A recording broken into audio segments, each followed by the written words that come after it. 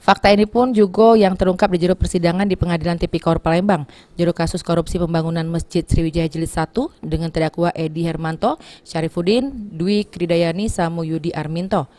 Juru sidang yang beragenda pemeriksaan saksi ialah terdakwa Dwi Kridayani, Samu Yudi Arminto, menurut pihak jaksa penuntut umum untuk peran terdakwa sekaligus saksi Dwi Kridayani, juru korupsi masjid ini ialah sebagai KSO.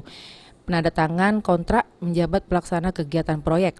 Sedangkan untuk terdakwa Yudi Arminto berperan sebagai manajer proyek serta bertanggung jawab terhadap pengeluaran proyek serta pelaksana proyek.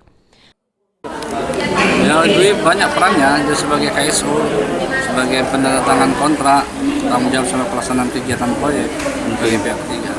Kalau Yudi Arminto? Sama, manajer proyek, bertanggung jawab juga dalam bukti pengeluaran proyek dan pelaksanaan proyek juga di bawah KSO. Terkait dari dakwaan JPU tentang aliran dana yang dibagi-bagi sampai ke Alik Nurdin dari Dwi Kridayani, Samu Yudi Arminto tidak mengetahui hal tersebut meski sudah dipaparkan oleh JPU bukti pengeluaran duit tersebut ke mano-mano. Sri Febriandi, PAL TV.